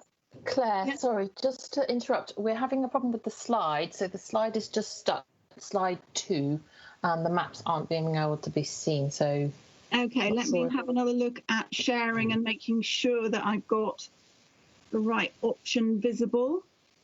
Can you see that now? It's just coming up. Yes, so we're on the timetable now. Is that the one you want? I will just move back so that you can see that initial map. I'm hoping now that you can see all of those parishes. Is that right? Yes, and if you wouldn't mind just going back, their request you just, sorry, to repeat yourself just over this map so that it's clear. So the hashed out areas are the development area for Northstowe as indicated in the local plan. So this isn't exactly where the houses are going, it's just the development area. The area in green over Longstanton Parish is actually the conservation area, and the area within the hashed out area which isn't hashed is RamptonDrift. I hope that allows everybody to orientate themselves as to where they are within that wider Northstowe development. So just to move forward to the programme for the governance review, this was the programme which we were following. As I say, we consulted widely from the onset of the review, which commenced with the publication of the terms of reference from the beginning of November onwards. We received over 400 submissions. Over 200 of these were from Longstanton Parish, so RamptonDrift submissions were included within that number. And from the 7 options which came forward, which ranged from a full merger to no change whatsoever, we came down on 3 options on which we were to further consult. So we found ourselves in the second round of consultation when COVID struck and lockdown ensued. And we felt that in order to allow everybody a full opportunity to put forward their views on those 3 options, we should really extend that second round of consultation. So now it's staying open until September. That will still allow us to stick to our original ambition of having a solution determined by October and enable our lawyers at the District Council enough time to make a reorganisation order and submit it to the Secretary of State such that we can have a new arrangement for Northstowe in place by April 2021. So if you are interested in looking at the fine detail of that decision-making process, you can have a look at it here. That's the date that the Civic Affairs Committee met on the 2nd of June, looked at these issues and decided to make that extension. But to be clear, the options that we are now looking at and consulting on are as follows. The creation of a new parish for Northstowe, which would take in the whole of phase 1, phase 2 and phase 3, known as option A, in which case the land north of the guided busway is transferred to Willingham. All of the electoral arrangements for Longstanton and for Oaking and Westwick would, for Oakington and Westwick would remain the same. What we would need to determine the way that residents would be represented in that new parish for Northstowe, whether it's going to adopt the title Town Council, how many elected representatives should it have? We can't have fewer than 5 for it to function, but the actual number is yet to be determined. So all of the electoral arrangements for that new parish have yet to be worked out. And also we would like suggestions for the name. From the first round of consultation, Northstowe Town Council was the clear front runner. So very similar to option A is option B. Now, rather than the land north of the guided busway being transferred to Willingham, instead we see that land retained by Northstowe Parish, civil parish. And so that is the distinguishing factor between options A and B. All else remains the same. And option C is a reduced area for Northstowe, which would exclude land west of the B1050, the Bloor parcel of phase 1 and the forthcoming 3B endurance estates and digital park should they get planning permission and come forward as we anticipate. So that's a very much reduced area for Northstowe. I want to make clear that all of these options so far retain RamptonDrift within Northstowe itself. There were a few suggestions to come forward that somehow an island of RamptonDrift could be retained within Longstanton Parish, as clearly there's a long history there that connects residents of Long Stanton with RamptonDrift. But since RamptonDrift is going to be entirely enveloped in Northstowe, it wasn't considered to be a realistic prospect. I'd also like to draw people's attention to the boundaries which are demarcated by the blue line. It's possible to put forward an option which you would like to see, option A, B, or C, and say those boundaries are largely right, but I would like to see some changes. So, for example, all options carefully exclude Long Stanton's conservation area, but in the south of the development, you see the area around Oakington and Westwick Parish. The line has been drawn at the request of Oakington Parish Council to allow some of the green separation between Oakington and Northstowe to be retained by Oakington Parish Council. However, others may view that the boundary may need to be drawn slightly differently. So whatever your view is, please let us know by the 15th of September. So I've just given you a bit more detail here so you can see where RamptonDrift is in relation to those boundaries. And again, this map shows the full extent of Northstowe, of the Northstowe development. It is the map which Dean showed earlier, his illustrative master plan. This map, along with the other option maps, can be seen on our website.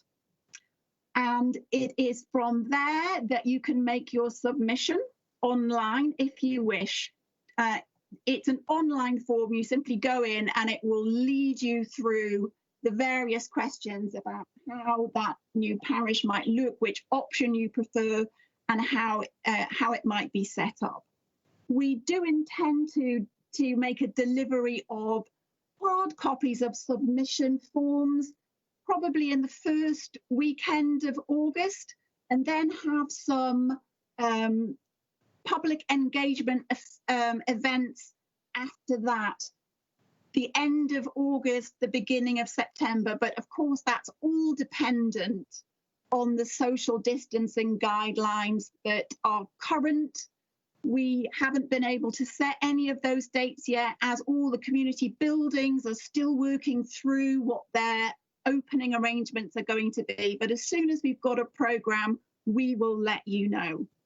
So meanwhile, this is the web address to go and look for all of that information that I've described. And of course, if you want more information or to just simply chat about the options, their pros and cons, do get in touch with either myself or Liz Davey, my colleague, via the North inbox. I think that rounds up what I wanted to say, and I'm happy to take any questions now.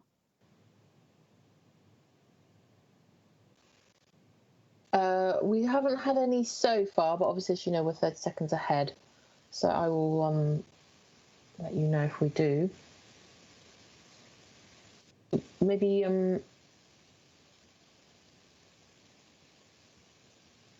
okay, yeah, no, we haven't had anything yet. So thank you very much, Claire, for that. I think it's very clear where you need to go to ask more questions, and it's good that we've all got the opportunity to submit more our views.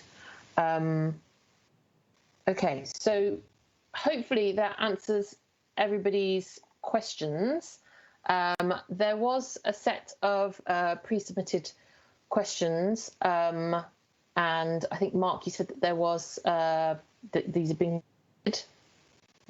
I don't know if there are an easy way to put that up and share to ensure that we've run through all of them. Yeah, Vicky, do we have a list which we can share, or?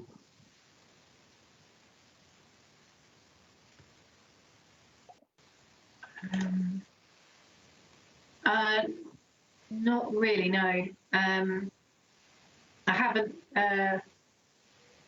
a list of the questions, but it's not really in a format. Does David have a format we could share just to check that through? Do you have that, David? Unfortunately, I don't, Mark. You don't have access to it. Okay. Yeah. If you'll give me a couple of minutes, I can bring it up while you talk. Yeah, I think what we just wanted to do, Sarah, was just be totally sure that we'd addressed everything that had been raised, because obviously people have taken the time to submit the questions. I hope we have, because we did try to put the presentations together to cover everything, but there may be the odd thing that's not.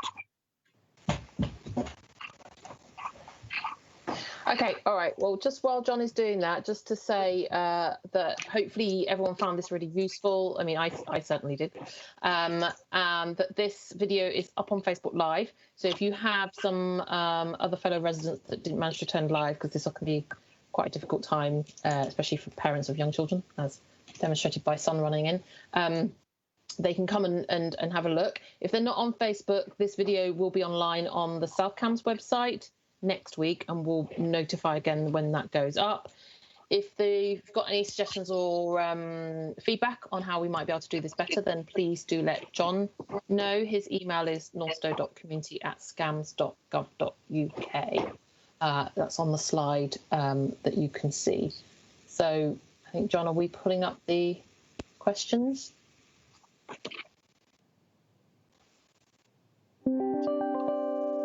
Okay, brilliant. And the next forum will be the normal Northstowe community-wide forum, and that will be on the 1st of October. So obviously we don't yet know whether or not that will be in person or virtually, but that's the date for the diary for the next meeting. But obviously if you've got any questions in the meantime, feel free to email myself and Alex. Tony Colville from Urban Splash has shared his email address in the chat, so feel free to contact him or John's email as per the slide. Sarah, I've put those questions. I managed to put those questions onto a spreadsheet. So do you want me to share that? Yeah. Yeah. Thank you. Yes. Bear with me.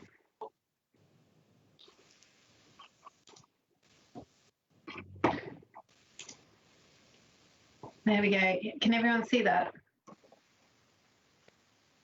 Yes, thanks, Vicky.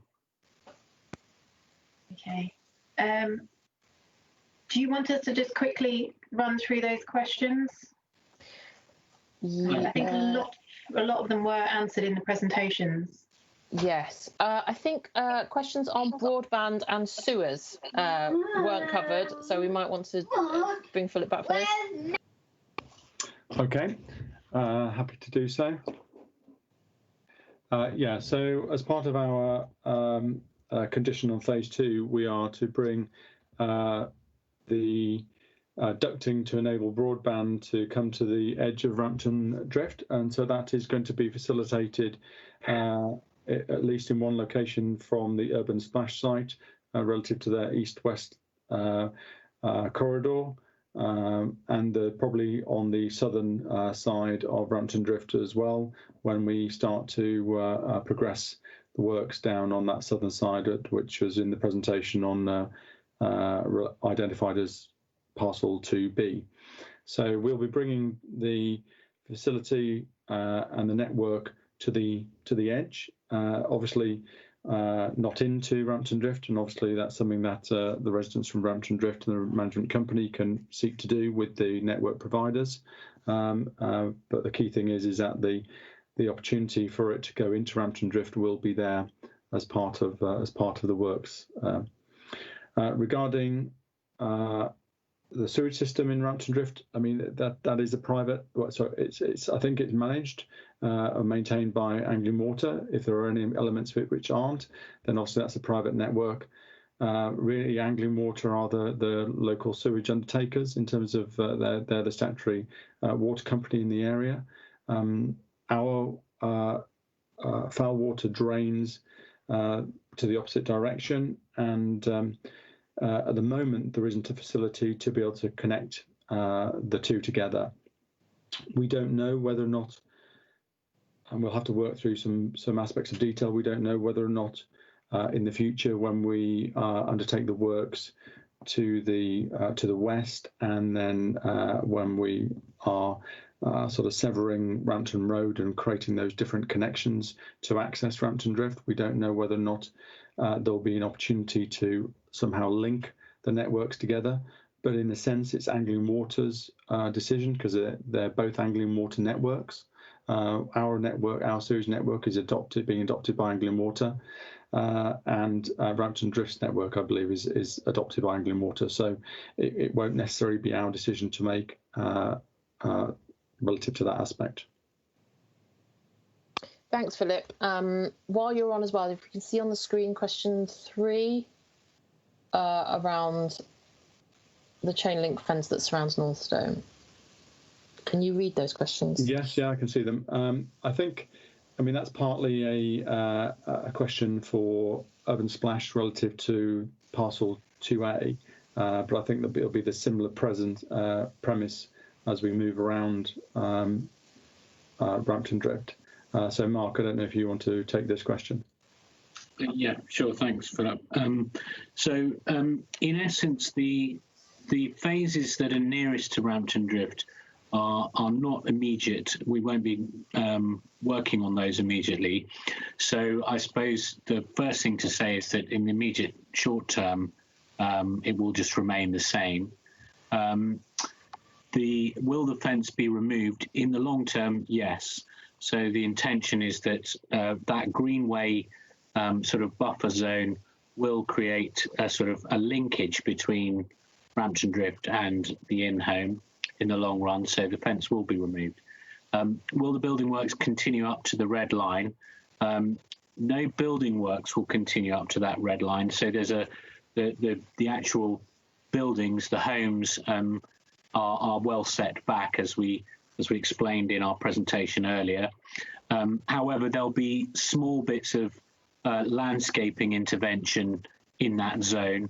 So we'll maybe be clearing away some of the sort of rough undergrowth, any brambles or weeds, or sort of excuse me, any sort of vegetation that's sort of not good quality, if you like, and so tidying that up a bit. And currently the intention is to bring a path to that boundary as well, an east-west path, so not one that sort of borders exactly and runs down the edge of that, but one that goes into RamptonDrift. Now, I'm aware from conversations with some residents, and Tony has also had similar conversations, that the precise way that links into the path networks within RamptonDrift itself, I think still need to be clarified and confirmed, because we feel that there's a desire to create an east-west cross route so that people from RamptonDrift have the ability to cross into in-home and across to the schools and the education campus and the water park and so on. But exactly where that links into the RamptonDrift network, TBC. Will the matured trees at the boundary be removed? No, they won't, as previously discussed. And will there be footpaths into Northstowe? Well, we've just covered that. So I hope that clarifies that set of questions. That's great. Thank you very much. So I think the next one potentially, so I think we've answered the H2, the Rampton Road. So I think all of that set of questions have been pretty much done. On the difficulty of understanding and finding planning documents on portal, yeah, I completely agree with and recognise that. We do have legal requirements as a council on what documents get loaded. I will say that www.northstowe.com is quite a good distillation of the key documents that you do need. So currently, obviously, we've got the phase 3 A and B master design documents and also videos to run through. So I do suggest that as a kind of a starting point. And if you can't find anything, then do let me or Alex know. We can always get Andrew Thompson, our planner, to kind of point us through, because he has a bit more of a nerdy encyclopedic knowledge of where all the documents are. So can we just scroll down, Vicky, so we've got the question again for you guys for Urban Splash on the 2 stories surrounding RamptonDrift. So Mark, if you want to take this one. You're on mute. If you're. Sorry, Sarah. Yeah, I hope we've explained that already in the presentation. So we went through the planning process, and we have got the 2 stories on the edge that's immediately, and then the 3 stories are inset from the edge. Okay, and question 3: how will you mitigate against increased footfall through the estate as a means of shortcut to accessing surrounding schools and town centre? Yeah, so I think I suppose it's a sort of well, one thing to say is that Rampton Road and especially the portions that are to the east of RamptonDrift will become this primary bridleway, if you like, route through. And so I think that will, to some extent, create a natural desire line which avoids driving footfall directly through RamptonDrift itself. So I think the pathway that we're creating up to the edge of RamptonDrift from the in-home is primarily something that we envisage about connecting RamptonDrift and the in-home, rather than other wider sort of footfall. And I think that's, something that therefore it'll influence the choice of where we connect in exactly to RamptonDrift. And we've proposed a location, but we understand, and I know Tony's had conversations that might not be the best place to connect in. But I would see, and again, maybe Dean or Phil may want to add to this, but I would see the primary desire lines being sort of either at the top of RamptonDrift along the bridleway, or sort of along the bottom of RamptonDrift along what will become a sort of main or secondary sort of road. So in the long run, Dean, Phil, do you want to add to that at all? Yeah, I think I just agree with the last elements that you've said. I mean, I think when you look at Northstowe as a whole and the connections that will be created, it's not just the greenway that we're creating now. It's not just your east-west connection. There's going to be further second roads, lots more footpaths, lots more cycleways.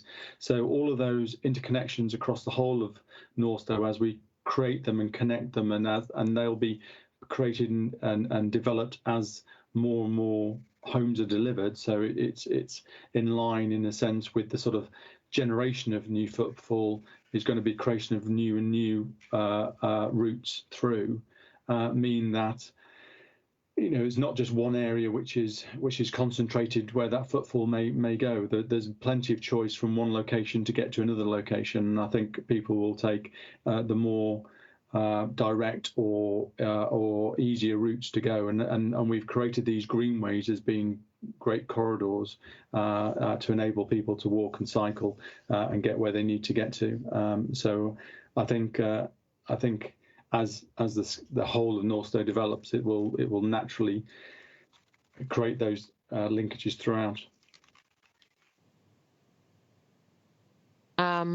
And just also then the question below that on mitigate against people using the estate to park for access to the Northstowe town centre.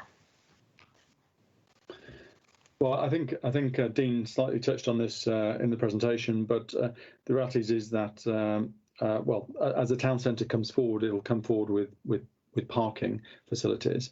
I think also the local, it's all quite close. So actually, in terms of the local Northstowe residents, hopefully they'll be walking and cycling going into the town centre, and that'll be a key thing. But I think also I'm of the understanding, and maybe somebody can just confirm this, but that RamptonDrift or a sizable portion of RamptonDrift is a private road network, and in a sense, the residents or the resident company then have the ability to control parking within that area if they so desired. I don't know if that is absolutely the case, but I was led to believe that it's not much of the road network isn't adopted by the council. I don't know, Claire, is that your understanding? sorry, Phil, I was making a note about something else and I didn't quite hear what you were asking. Sorry. Whether or not much of the road network in RamptonDrift is unadopted, is not adopted. I don't believe it is adopted.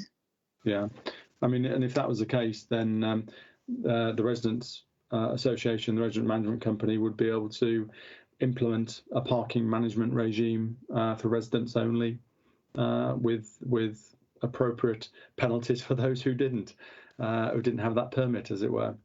I think that's something that they control.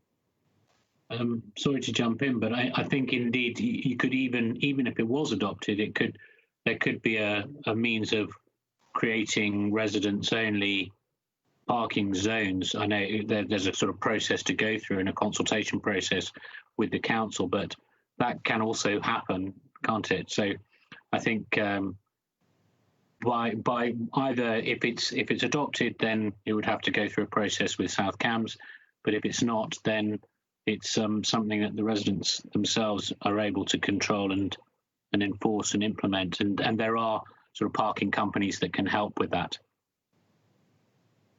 Indeed, thank you.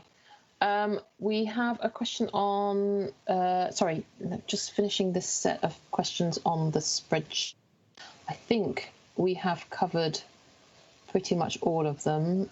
If any of you have ones that you think we could flesh out or need to flesh out, do give me a shout. So John, is question 9 the end of the questions? I don't know. Right, okay, so RamptonDrift roads are adopted, except the narrow road near the housing. Yeah, so again, to Mark's point, this is something that potentially you can follow up. Parking restrictions. So we're just going to cover off the question 10, shall we? So will there be a proper tarmac cycle path towards the guided busway and a proper cycle point? Okay, so I mean the route from the top of Rampton Road, where it enters into the greenway that we're creating at the moment, there will be a hard surface footway and cycleway along there up towards the guided bus crossing. The guided bus crossing is going to remain as it currently is. That's because it's on a bend, it's on a curve, and so the bus you can't then create a flat at grade crossing, because the bus has to remain in its channels because it's travelling at speed along that route. So what we are going to do though is look at the vegetation and ensure that the vegetation is cut back or cleared or maintained to an appropriate height to give greater visibility either side of that particular crossing. So just to make sure that both bus drivers and also people crossing have adequate visibility of any oncoming buses. Thank you. Then question 11, what are the plans for the cycle route via Longstanton Road to Oakington? Will the existing route be properly maintained so it's safe to cycle along in the dark? So the Longstanton Road is no longer sort of used for vehicles. It's going to be cycling, walking, and there will also be a bridleway along there. It'll have controlled crossing points as it crosses the access roads that we're bringing into Northstowe, so our southern access road that comes into the site, and how that crosses Longstanton Road. So there'll be signalised crossing points along there. There are no plans to light that route though, so it will be appropriately surfaced. So it'll be cycle, a pedestrian, and there'll also be a bridleway, but there won't be lit. Right. Includes what, strip lights on the ground? That's something we could potentially look at, some solar studs. Yeah. Okay. Sorry, additional question from Facebook. Will there be new access to the cycle path on the busway further down? There is below ramp. Yeah, there is another access as where the busway through the centre of Northstowe then rejoins the guided busway. There's a part of the works that we're undertaking at the moment. There's a shared cycle footway that runs all the way alongside that busway and will reconnect, enabling reconnection to the footway, cycleway and bridleway, which run alongside the guided busway as well. So yes, there'll be another connection point in phase 3A, but it's been created at the moment as part of our works. Okay, and then I think the spreadsheet just had one last question on it, which was for why was the site office located at the RamptonDrift end of the parcel? Yes, so I wasn't sort of quite sure what that was referring to, in the sense that we're actually about as far away on our parcel as we can be in terms of where we're setting up, because we're right across on Stirling Road, Stirling Way. So unless there's I mean, I haven't been to site recently, so if somebody's doing a rogue erection of installation of a site office. Andrew, David, do you want to just confirm that that's not the case? As far as I'm aware, that is not the case. No, our site office for the local residents is going to be very close to where the sales pavilion is. So if you were at the sales pavilion and you headed down towards the secondary school, we're about 100 metres down there, just off Stirling Road. Thank you. And then we've got postcodes. The postcode locations on Google have already changed. So I think, John, you're going to take this one. Yes. So postcodes, unlike addresses are developed by the district council. Postcodes are implemented by the post office. However, with phase 1, I have been in contact with the relevant office in the post office to look at that.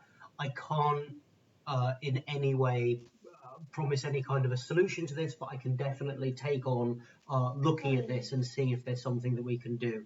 So my email address has been out there as well, so northstowe.community@scams.gov.uk.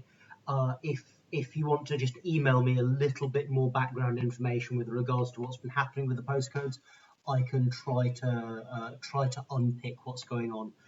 It's also worth pointing out that 99% of people tend to just use Google Maps these days, and Google Maps is, if you look at the T's and C's, it is technically still in beta, and we don't really have any kind of an official way to affect the information that is being displayed in terms of postcodes, things like that. I've been trying to find ways of communicating with Google to get sort of correct maps for Northstowe phase 1 on there, and obviously if I'm successful in that, I'll be able to make sure that anything to do with RamptonDrift is also correct. That's great. Lovely. Thank you, John. So I think we are done now for questions. So my thanks to everybody that came on to the call and gave up their evening to speak to us. I'm pretty sure I can speak on behalf of the residents of RamptonDrift that has found this very, very useful. So obviously this conversation and dialogue will continue as both Good and Urban Slash have indicated various ways that they want to continue working with residents, but do feel free to contact us if you need, and if you are any more questions, just feel free to email us and we will try and get you answers. Okay, with that we'll end the feed. Thank you very much for your time.